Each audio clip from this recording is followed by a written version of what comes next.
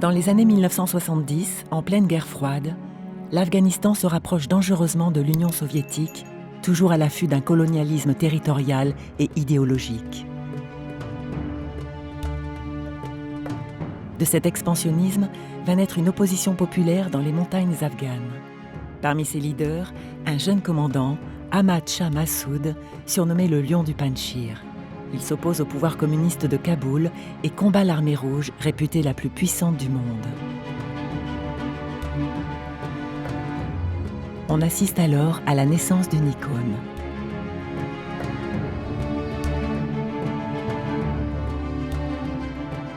Aujourd'hui, son hérédité dépasse le simple legs politique.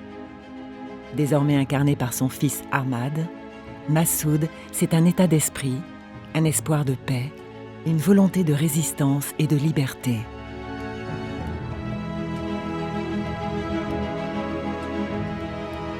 De Massoud à Massoud, telles des traces de vie, ce film raconte un long voyage, l'histoire d'un héritage.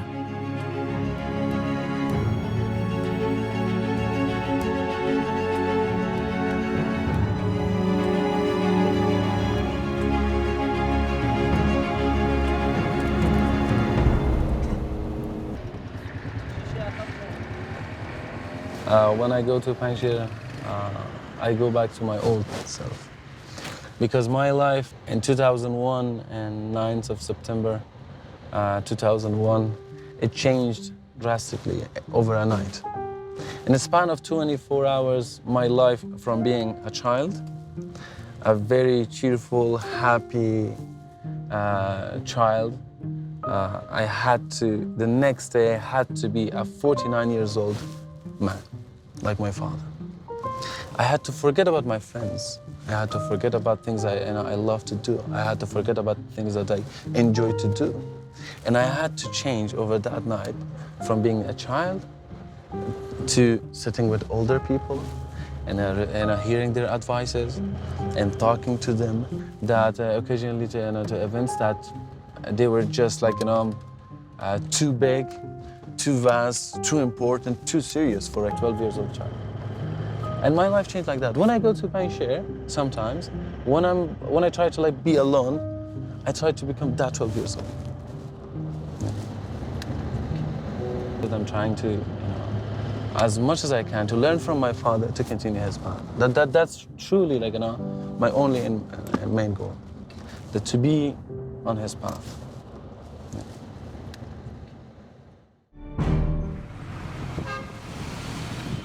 My father was born in a middle-class family in Kabul. Her father was an army officer, and his mother was a housewife, and they were living a middle-class lifestyle.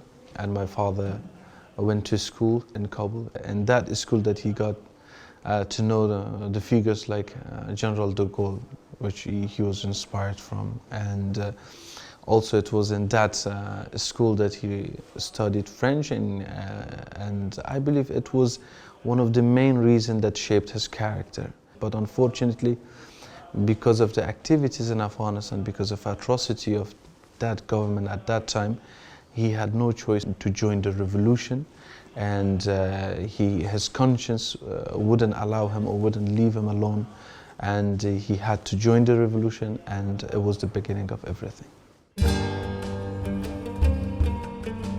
L'Afghanistan, surnommé le royaume de l'insolence, est dirigé par un roi lorsqu'en 1973, l'ancien Premier ministre Daoud orchestre un coup d'État avec le soutien de l'armée afghane formée par les soviétiques. Ahmad Shah n'a pas encore 20 ans, mais il doit déjà faire un choix. Soit rester à Kaboul, poursuivre ses études d'ingénieur et pactiser avec les communistes, ou entrer en clandestinité. Ahmad Shah décide alors de prendre un nom de résistant. Il choisit Massoud, qui signifie le chanceux en dari, la langue afghane. Massoud, lui, a très tôt, avec sa perspicacité qui relevait presque du génie, avait perçu à quel point les partis communistes afghans servaient d'instrument de mainmise politique soviétique. Il n'en voulait pas. Et donc, pour lui, il ne restait qu'une seule réponse possible pour construire une société plus juste, et il s'est tourné vers le parti islamique. Il est devenu révolutionnaire islamique. Et le Pakistan a accueilli les militants islamistes, et là, et il me l'a dit à de nombreuses reprises, j'ai pris conscience qu'autant les communistes afghans sont manipulés par les soviétiques, autant les islamistes afghans sont manipulés par les Pakistanais. At that time, the regime, it really put a lot of force in tracking these people and actually tracking many of them, including my father, that he had to run away from his house and from his family, and he was in hiding for almost 2 years. Il est devenu un autodidacte prodigieux. Il a passé ses loisirs forcés à Peshawar, au Pakistan, à dévorer parfois jusqu'à 3 livres par jour sur toutes sortes de sujets, c'est-à-dire que Massoud a pu lire en persan dans des éditions iraniennes Mao, Victor Hugo, Alexandre Dumas, Karl Marx, Lénine. Il a lu. Il s'est fait une culture absolument phénoménale et sa philosophie a été: le Pakistan commence à persécuter les soufis, le soufisme, la mystique islamique profonde, fait partie de notre héritage culturel. Je veux être musulman, je veux croire en mon Dieu, je veux croire dans la noblesse et la dignité de mon héritage culturel. Je le retrouve dans la poésie de mon peuple et dans la mystique de ma civilisation. Et il est devenu profondément soufi.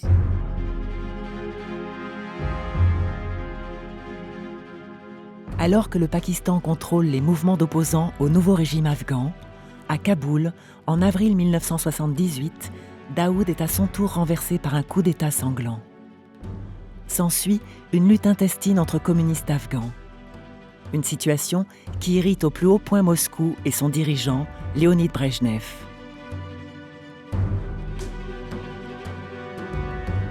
À Peshawar, le jeune Massoud est en exil. Il prône un islam modéré. Il prend ses distances avec les islamistes et rejoint le Jamiat Islami, un des 7 partis politiques opposés au régime communiste de Kaboul.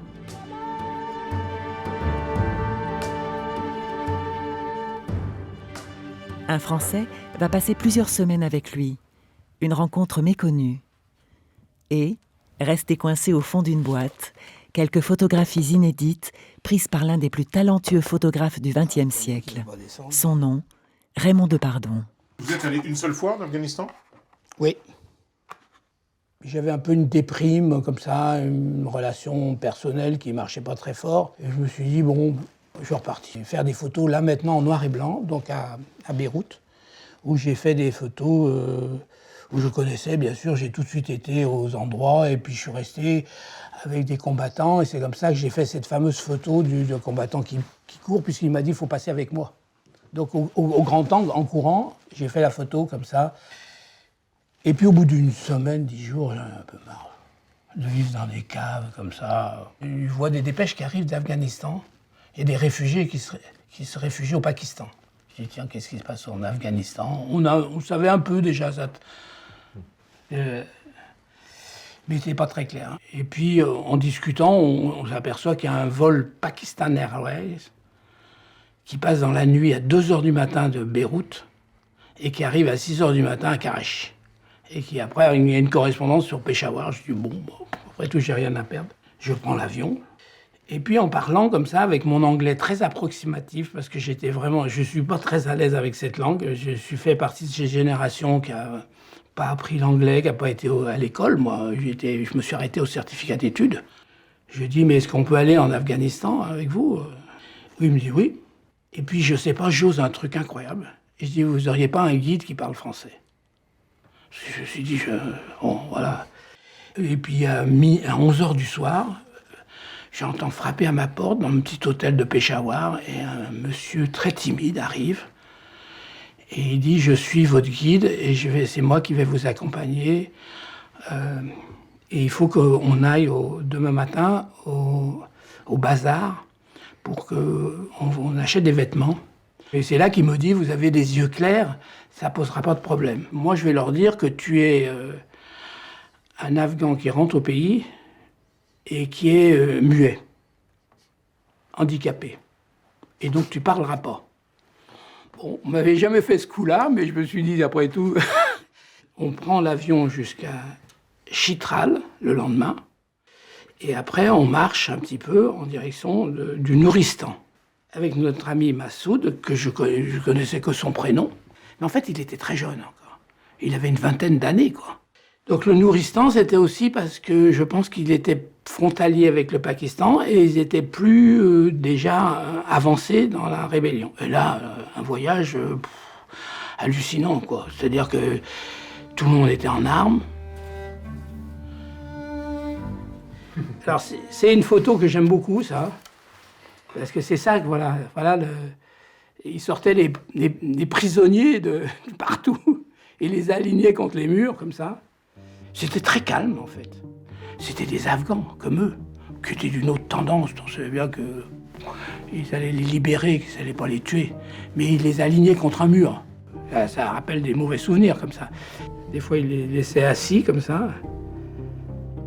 Et puis, à un moment donné, on est revenu en direction du Pakistan. Et là, j'ai commis une erreur. Cette photo-là, ce monsieur, c'est un Pakistanais. Et moi, j'ai cru que c'était un rebelle afghan. Et j'ai sorti de mes habits pashtoun, qui étaient forcément drapés. Parce que je dis toujours, moi, dans la vie, il y a deux parties du monde. Il y a les drapés et les cousus. Nous, on est les cousus, mais il y a la moitié du globe, c'est des drapés. Et bien sûr, en Afghanistan, tout le monde est drapé. Donc j'avais mon léka sous mon pancho, quoi, bien sûr. Et je sors une photo. Et là, il se passe quelque chose. Je n'ai pas bien compris, puisque je ne comprenais pas la langue. Et Massoud vient vers moi, me dit, il faut partir très vite. On est découvert. Et il a vu que tu es un occidental et tu vas être arrêté sans doute. Et là, moi, je me suis dit, tous mes films vont y passer. J'avais déjà eu pas mal de problèmes au Tchad, comme ça, où j'ai perdu beaucoup de films. Et je lui donne mon sac avec tous mes films. Et je lui dis, on se retrouve à l'hôtel à Peshawar. Et là, effectivement, je suis interrogé par un officier qui arrive. Enfin bon, je joue à l'idiot, je joue au truc, et puis bon, voilà. Et puis, on était à un col à 4000 mètres d'altitude. Et il me dit, vous pouvez y aller. À part que c'était dans l'Himalaya. Il m'a dit, allez, comment, moi? Je vais où, là? Et le gars me dit, Peshawar, comme ça. Bon, mais me voilà parti. Donc sans Massoud, sans personne. Je descends, c'était encore la journée. Et puis j'arrive sur une route. Il y a des camions, je fais du stop. J'arrive dans un petit village, je trouve un hôtel, vaguement pour dormir. Et puis donc j'arrive quand même un jour à Peshawar. Et j'étais mort de trouille parce que je me suis dit, j'espère qu'il n'y a rien arrivé à Massoud. Et puis on se retrouve dans l'hôtel et là il vient m'apporter mes films. Je l'aurais embrassé. C'était pas le genre, mais je sais pas si je l'ai pas embrassé parce que quand même vraiment j'étais tellement content. J'ai cette photo là que j'aime beaucoup comme ça de lui. Il me regarde d'ailleurs. Mais je l'ai pas photographié souvent. C'était mon guide. D'ordinaire, on photographie pas son guide, quoi, voilà. L'Afghanistan a continué son actualité. Et puis, d'un seul coup, j'ai vu que Massoud devenait important. Il s'appelait le commandant Massoud, qui dirigeait toute la vallée du Panjshir.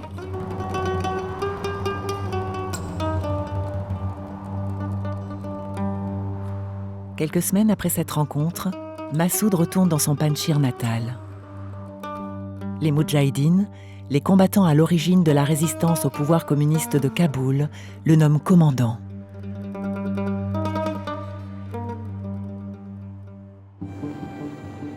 Dans le plus grand secret, fin décembre 1979, l'armée rouge envahit l'Afghanistan afin de rétablir l'ordre dans le pays et d'apporter assistance aux communistes afghans. Pour Brejnev, il s'agit officiellement de l'envoi d'un contingent limité pour aider un pays frère. Au cœur de l'action, sous les premiers bombardements, un touriste.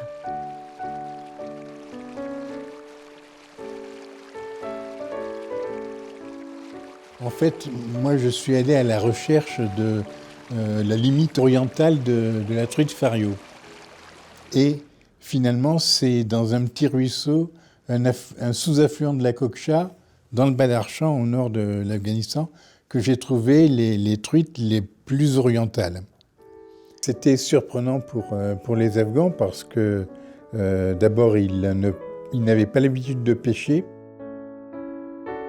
Il y a des moudjahidines qui sont venus armés pour voir qui était là.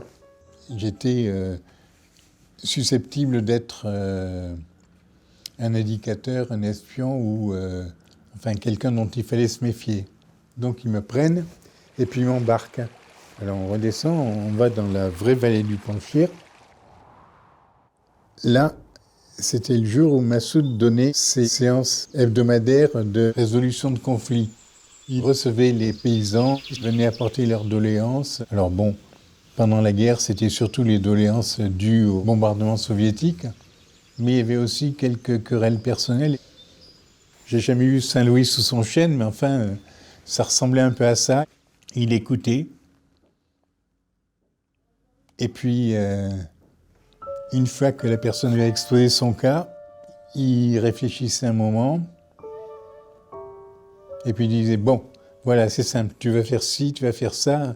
Donc il donnait des ordres qui semblaient être immédiatement exécutoires. Il m'a demandé ce que je venais faire en Afghanistan. Et au moment où il m'invitait à aller boire le thé, il y a eu les avions soviétiques, les bombardiers soviétiques qui ont fait leur apparition. Donc ils sont mis à bombarder les villages de la vallée. Alors Massoud m'a pris par le bras, puis en courant, on est allé se cacher dans un petit verger près de la rivière. Ça a duré une demi-heure à peu près. Et donc on est allé prendre le thé. Et moi, Massoud m'avait fait forte impression. Et en rentrant, je me suis débrouillé pour rencontrer de plus en plus de gens qui étaient intéressés par l'Afghanistan et qui voulaient faire quelque chose sur le terrain. Et à ce titre, j'ai rencontré Laurence L'aumenier, qui était à Aide Médicale Internationale. Et je lui ai dit, si tu veux faire quelque chose en Afghanistan, va voir Massoud parce que c'est un type qui me paraît avoir un avenir certain dans la résistance.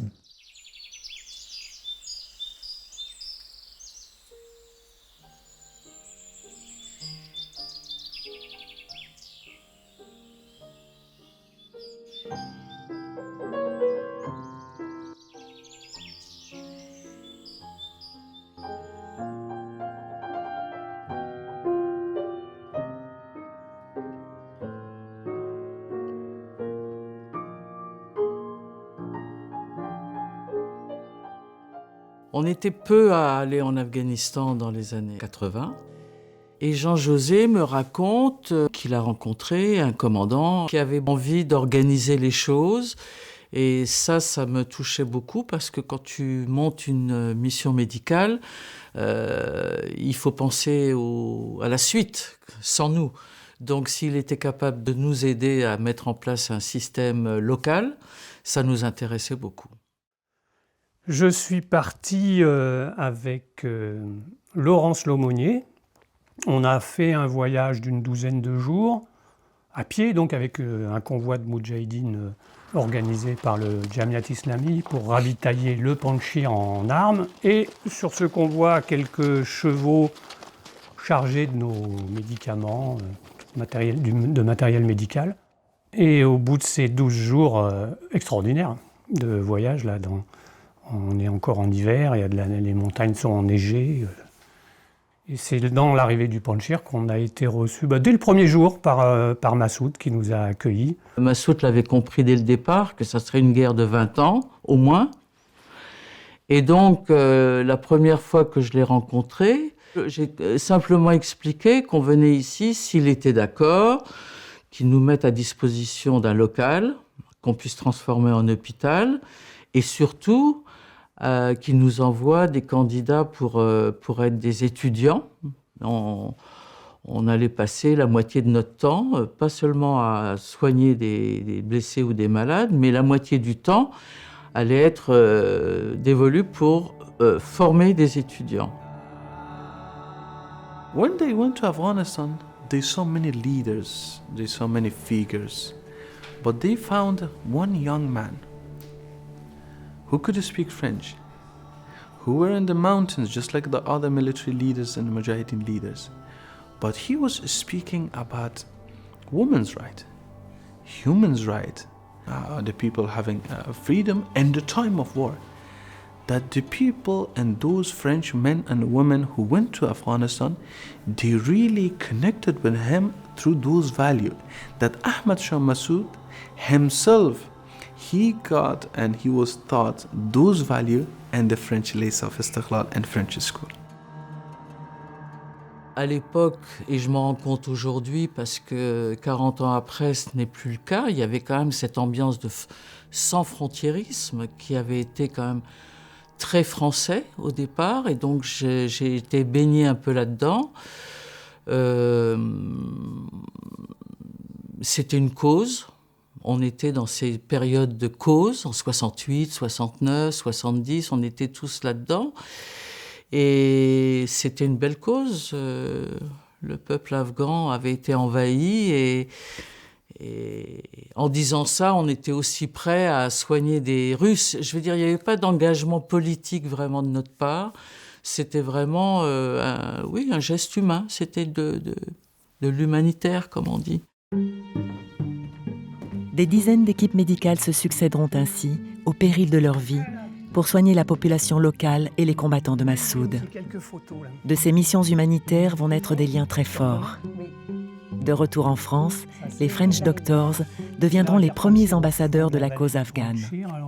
Ça, c'est toi. Ah oui, qu'on allait à un campement Kouchi. Oui, il y avait le chef là qui était très malade. Oui, cet homme-là qui avait des longs cheveux noirs, noirgés, bouclés, qui avait un très très beau visage, très sombre de peau.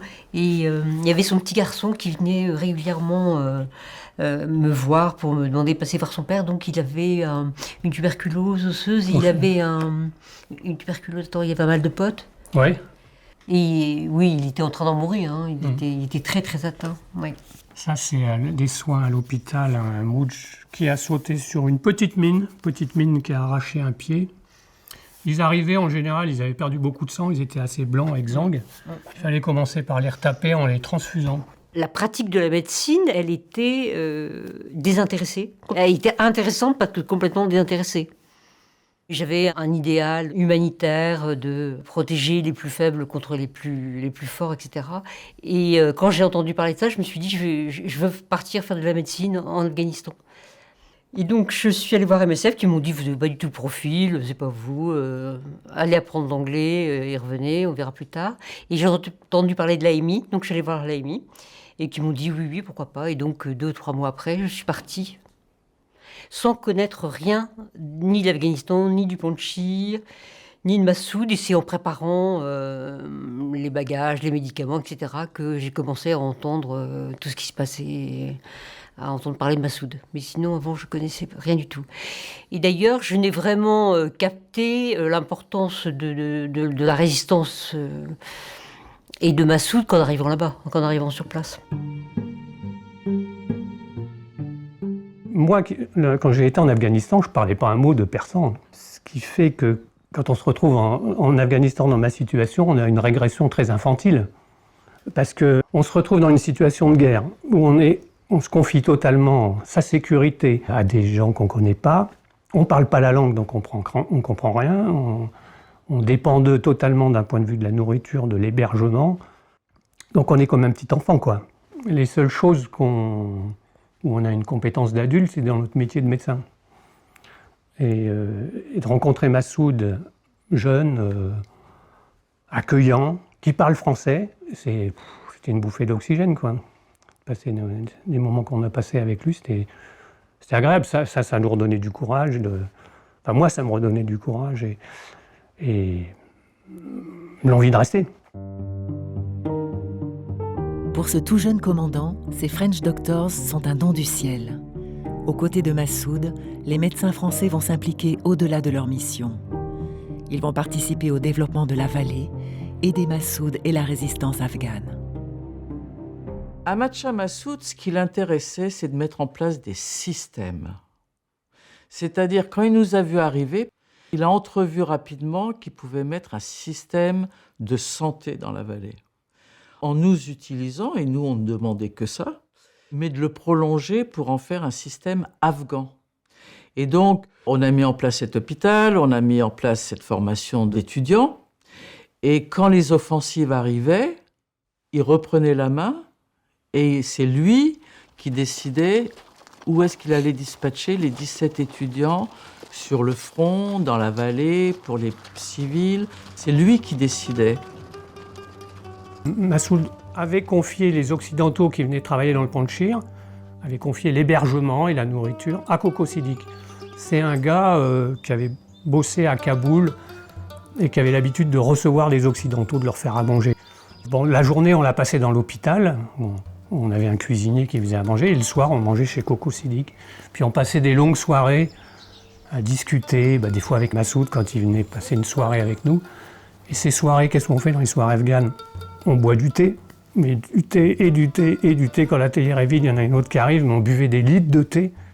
Et on mangeait plutôt bien parce que Coco Siddiq, il se mettait en quatre pour qu'on n'ait pas envie de rentrer trop vite en France pour manger les Français.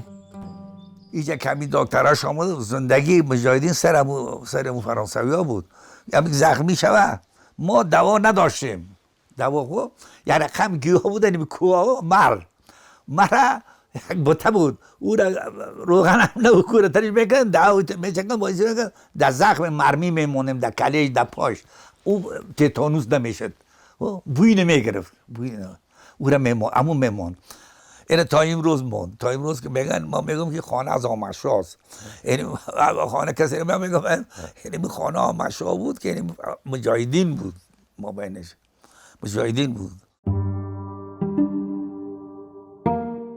For me, as a young Afghan, it's a story of heroism. So the people of Afghanistan had no choice but to stand and fight and defend and protect their values and their people and their land. But Dr. Laurence, Capucine, Christophe, and many others, they didn't have to. They willingly risked their own life to come to Afghanistan.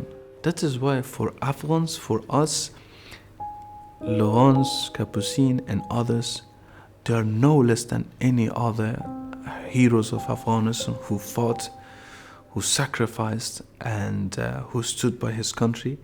And these people are no less, if not more. Les Afghans avaient besoin d'avoir un leader et d'avoir une image d'un résistant qui réussissait à mettre les Russes dehors, parce que c'était leur combat à eux. Nous, en Europe ou en Occident, c'était plus une image romantique, parce qu'on aime les images romantiques.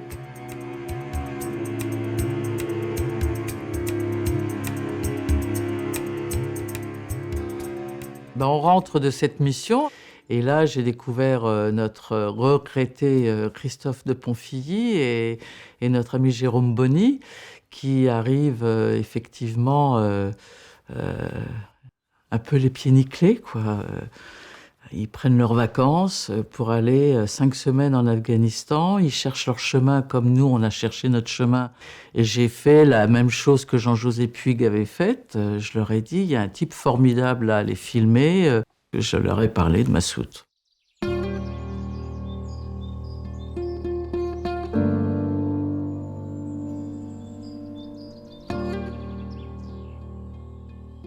Quand on arrive à Peshawar, on tombe sur Laurence L'aumônier et Philippe Manière qui, eux, arrivaient effectivement du Panjshir. Et c'était une expérience très dure parce qu'ils ont vu pas mal de gens mourir, faute de soins, parce qu'ils n'avaient pas tout à fait assez. Mais ils en ont sauvé beaucoup aussi. Et elle était encore, Laurence, elle rayonnait littéralement, Laurence L'aumônier, je t'assure. Tu vois, elle était là. Elle nous parlait de Massoud, mais effectivement, elle avait des étincelles, elle avait une énorme affection, quoi, une énorme estime. Enfin, ça avait été vraiment un personnage. J'ai vu déjà qu'on n'allait pas être déçu en rencontrant le commandant Massoud. Et on y est allé grâce à l'organisation qu'elle dirigeait, qui était l'aide médicale internationale. Et on a accompagné un convoi d'armes. Ça, c'était... Après, elle disait toujours, c'est pas forcément une bonne idée d'accompagner un convoi d'armes.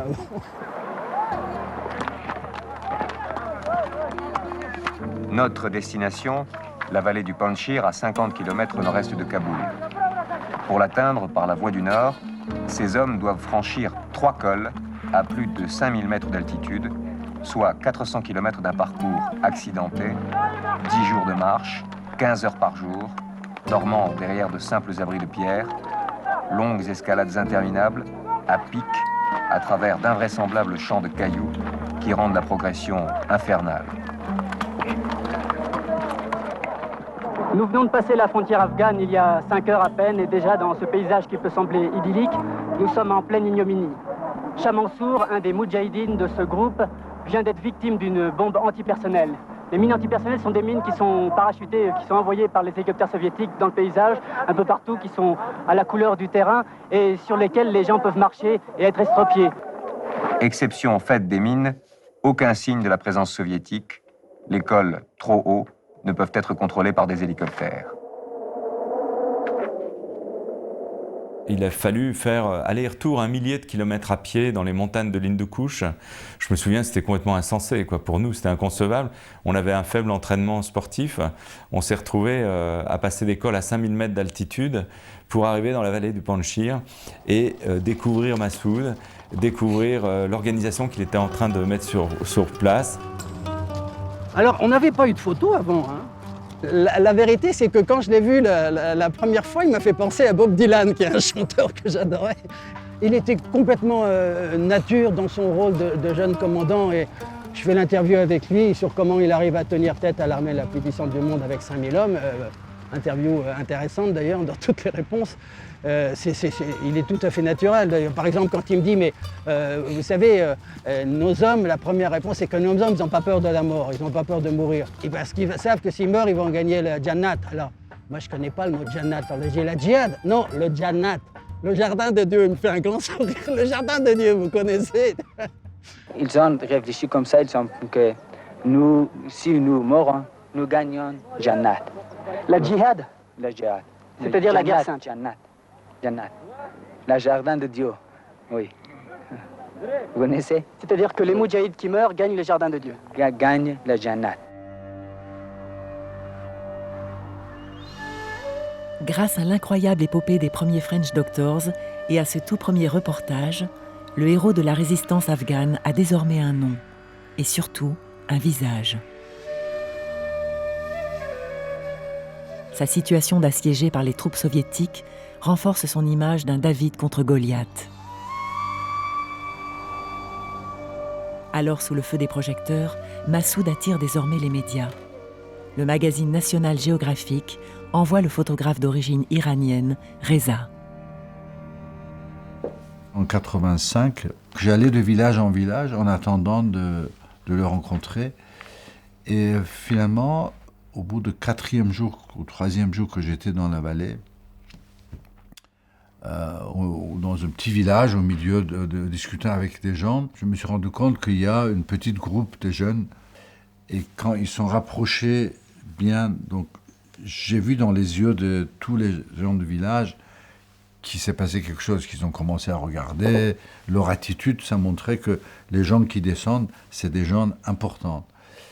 Et ça n'est qu'à 3 mètres de moi, quand il est arrivé, que finalement, je me suis rendu compte que c'est Massoud. C'est le seul qui ne portait pas d'armes, enfin, parmi ses hommes. Il avait juste un petit canne de marche de montagne dans la main. Il a dit, allons-y, et on ne va pas rester dans ce village, partons. Donc j'ai suivi, lui et 5-6 des gens qui étaient avec lui. Et au bout de quelques cent mètres, il y avait un arbre qui a dit, on va s'asseoir ici, discuter, à ce moment. Sur cet arbre, un moment, on est assis avec 4 ou 5 de ses hommes autour de lui, et il a l'air d'un vrai chef, avec son canne dans la main, et les autres qui l'entourent. C'est vraiment... ça, tout de suite, j'ai dit, tiens, ça, c'est les 5 lions de la vallée. Je crois qu'ils sont 5-6, en tout cas, sur la photo, mais ça avait la même regard. Et quand on est arrivé assis sous l'arbre, Évidemment, comme d'habitude, comme on fait dans ces pays, j'avais emmené un petit cadeau. C'était un petit jeu d'échecs portable. Parce que avant d'aller, je m'étais renseigné et je savais que c'est un jour d'échecs. Moi aussi, j'ai un jour d'échecs. J'aime beaucoup jouer aux échecs. Donc, je me suis dit, ça lui fera plaisir d'avoir un petit jeu d'échecs pliable. 2, on va passer du temps de jouer aux échecs ensemble. Et quand je lui ai donné le jeu d'échecs, le cadeau, je me souviens très bien, il s'est tourné vers un de ses garde-corps et en lui montrant, c'était un grand... en disant, eh ben, tu vas être content, montre M. Rezac ce que tu as dans ton sac à dos. Il a sorti, c'était un très grand jeu d'échecs en bois ancien, comme il existait un peu dans ces pays, qui devait porter tout le temps. Et à Massoud, il a dit, voilà, maintenant tu vas être content, tu vas que porter celle-là. Il était un très bon joueur d'échecs. Il faisait des fois des mouvements impossibles de prévoir. Et c'était ça sa force. Dans la guerre, il faisait la même chose. The Panjshir front line became the main focus of the Russian. That the Russian launched 7 grand attacks and grand operations on Panjshir Valley, with hundreds of airplanes, helicopters, and aerial support, with hundreds of tanks from beneath, and thousands of soldiers, either by deployment as the commando units or by the troops going behind the tanks and the other heavy weaponry, that they had 7 big operations like this to capture Panjshir Valley. But in every single one of them, they could not achieve what they set for themselves. And the victorious was Ahmad Shah Massoud. So the Russians, they changed their tactics so many times. They used to attack only from the ground, didn't work. They added aerial support for it, didn't work. They changed their tactic by deployment of commando units on top of the hills and mountains to really block the movement of Mujahideen and their guerrilla tactics, and also to use their brute force on the ground with aerial support. Didn't work again. So whatever they were coming up with, Ahmad Shah Massoud had a better tactic to use against it. Massoud, quelque part, il était hors norme. Mais pour moi, cette hors-normité, c'était lié à la situation et les conditions dans lesquelles il avait grandi aussi. Il n'est pas tombé du ciel, il s'était fait jour pour jour, étape par étape, dans les conditions des années 70 et 80 en Afghanistan.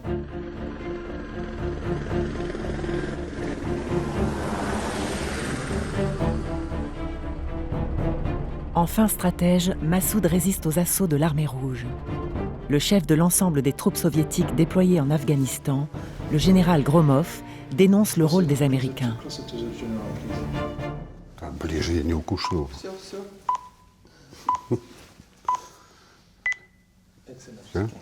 Я еще хочу добавить, что ведь на ура приняли вот это событие, ввод войск, и американцы.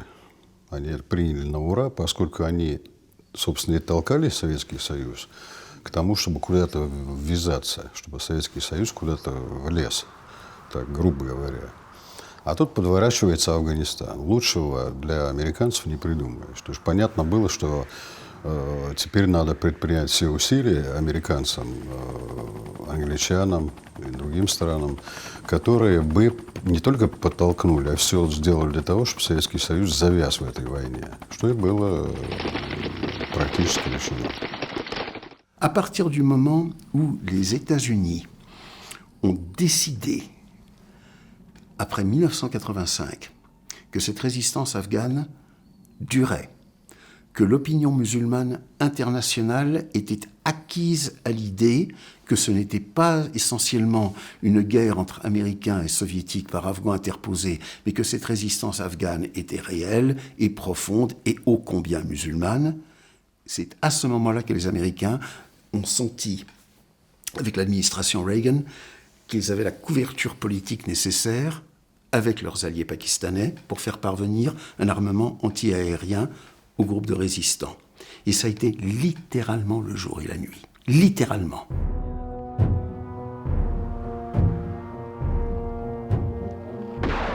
Ainsi, la majeure partie de l'aide américaine, les armes et munitions, tomberont entre les mains de groupes fondamentalistes radicaux. À commencer par un groupe qui sera bientôt dirigé par un certain Oussama Ben Laden. En revanche, dans le Panchir, contrairement à ce qui est alors dit et écrit, aucune aide américaine n'arrive. Je dis clairement que nous n'avons pas de relation directe ou indirecte avec les Américains. Et aux dernières attaques, aucun n'a pas aidé moi. Et il y avait aussi le jeu qui avait été joué par les Américains et par la CIA, notamment, qui avait financé complètement un ennemi de Massoud, un Pashtun, qui était l'homme aussi, le pion des services secrets pakistanais, qui s'appelle Gulbuddin Hekmatyar, qui est encore en vie, et qui est un homme qui voulait le pouvoir et qui n'arrivait pas à être aussi efficace que Massoud. Mais pourtant, c'est lui qui avait reçu à peu près 80% de l'aide américaine. C'était un des plus fondamentalistes parmi les groupes de la résistance afghane. Et il passait surtout son temps à attaquer les hommes de Massoud plutôt qu'à attaquer les soviétiques. Mais bon, ça, c'était incompréhensible pour nous, occidentaux, qui constations la réalité du terrain, de voir ce choix très cynique fait par les Américains qui s'étaient dit « Nous allons aider et subventionner les plus extrémistes parmi les musulmans, car ce sont eux, bien sûr, naturellement, logiquement, qui vont être les ennemis les plus féroces du communisme et des soviétiques. » Comme le Pakistan avait fait le choix de pousser l'ethnie Pashtun contre les autres ethnies, c'était 5 partis Pashtun qui se partageaient 85-90% de l'assistance américaine, donnée en fait à travers le canal pakistanais, qui choisissait, qui lui-même ensuite répartissait ça entre 5 de ces 6 groupes. C'est pourquoi les Tadjiks, qui commencent à se réunir autour de leur chef Ismail Khan à Herat et autour de Massoud Tadjik dans le nord-est du pays, prennent leur distance avec le Pakistan et comprennent, et c'est quelque chose de dit avec beaucoup d'éloquence par Massoud, les Pakistanais sont en train de confisquer notre résistance. Nous n'obtenons du matériel militaire sérieux que si nous faisons allégeance au Pakistan et nous ne le voulons pas. Pendant que Massoud, sans aucune aide extérieure, tient tête à l'armée rouge, à Moscou, Mikhaïl Gorbatchev arrive au pouvoir. Le nouveau chef du Kremlin va peser sur le destin de son pays, mais aussi sur celui de l'Afghanistan. Когда пришел Горбачев к власти, и когда началась эта вот перестройка, то, может быть, он сам понял, не могу точно сказать, может, ему кто-то подсказал, что 6 лет пребывания войск в Афганистане – это много очень. Это огромная сумма денег, которые уходят, то есть материальные средства, финансовые, моральные, людские. Это же все плюсом не было для нас. Тем более уже начали в то время говорить часто везде, в том числе и в Советском Союзе, ну, вроде того, что вот за 6 лет не могли одержать победы там, в Афганистане.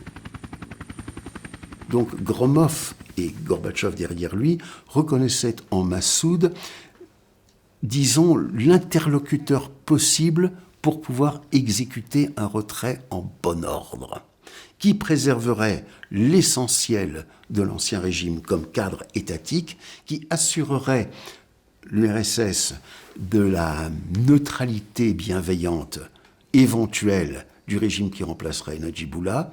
Pour tout cela, l'URSS, donc Gromov aux affaires militaires, avait besoin d'un interlocuteur. Massoud a été cet interlocuteur. Что касается Масуда, Ахмад-Шах Масуда, это была личность неординарная абсолютно. Поэтому мы в Паншире не встречались. Мы встречались как бы на нейтральной полосе, на нейтральной территории. Между Паншером или при входе в Паншер. Вот основная дорога, которая идет с Кабула на Саланг, на перевал. Вот там начиналось ущелье Паншер. Это на южной стороне от Гиндукуша, то есть от этих гор цепи, ближе к Кабулу. И он точно так же сделал. Но в конечном итоге мы настраивались на какое-то место, которое уже не изменить, и до встречи на этом месте оставалось там небольшое время, час, полтора, два. Обычно мы к нему прилетали на вертолете, на 2 вертолетах. Он приезжал на лошадях верхом или на машине, джипе, в сопровождении, естественно, с охраной. Мы, естественно, предварительно договаривались. У нас была переписка, причем эта переписка и письма наши друг к другу шли очень быстро, потому что были специальные люди, которые этим занимались. Вот. И разговоры нашей встречи были только направлены на то, чтобы не было кровопролития при подготовке и в ходе вывода советских войск с территории Афганистана. Nous savions que ces pourparlers avaient lieu, que déjà le fait même que le haut commandement militaire soviétique prenne langue avec un groupe de résistants, à savoir le groupe de Massoud, a déjà accru le prestige de Massoud aux grandes dames du Pakistan.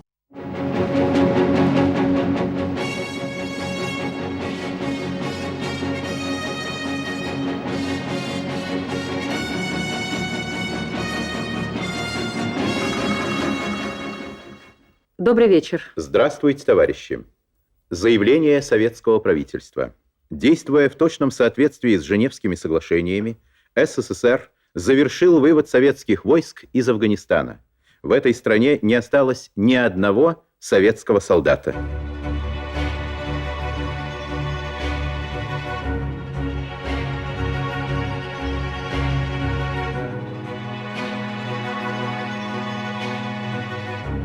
Хочу сказать о том, что за мной ни одного советского солдата, офицера, прапорщика нет. На этом 9-летнее пребывание завершилось. Ваш сын. На мосту, во-первых, я не ожидал, что меня сын встретит, старший. Он там приближал ко мне. Конечно, чувства переполняли, и в то же время какое-то было полное опустошение. Как я понимал тогда, а сейчас тем более, вот эта вот персональная, личная ответственность в течение многих лет и нервное напряжение огромное. Все-таки обстановка тяжелая была очень. Нервное напряжение, они привели организм к тому, что вот когда я пересек, я понял, что все завершилось, и у меня внутри полное опустошение. Ничего абсолютно не было.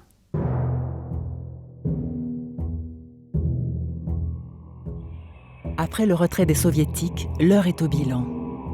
Le dernier conflit de la guerre froide a tué plus d'1 million d'Afghans et 20 000 soldats soviétiques, blessé et estropié plusieurs millions de civils, victimes des affres d'une guerre qui va changer la face du monde.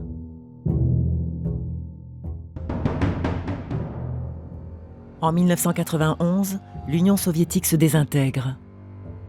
Moscou arrête de soutenir le pouvoir communiste de Kaboul. Une situation qui profite aux différents mouvements de la résistance. Désormais, d'autres enjeux attendent le lion du Panjshir. Massoud va devoir endosser le costume d'homme politique, apprendre à créer des alliances et à calmer les ardeurs du Pakistan.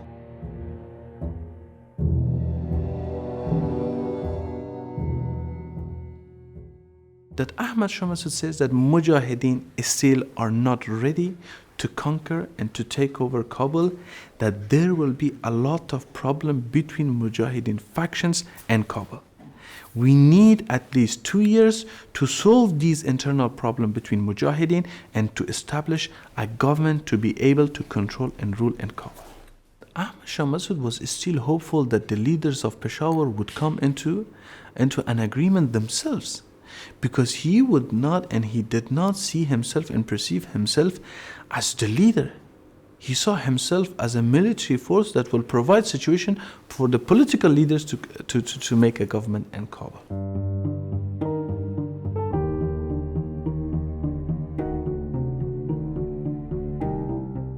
Il y a un moment, et ça doit être un peu au début aussi, qui m'avait beaucoup montré la personnalité. J'avais demandé quel est le siège qui te gardera pour toi dans l'avenir d'Afghanistan. C'est quoi? C'est président, premier ministre, ministre machin.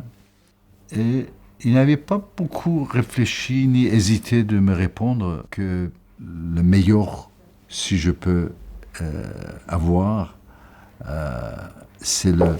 Après, il s'était penché un peu de grotte en disant, tu vois le village au fond là-bas, le meilleur, c'est si je devenais l'instituteur de ce village.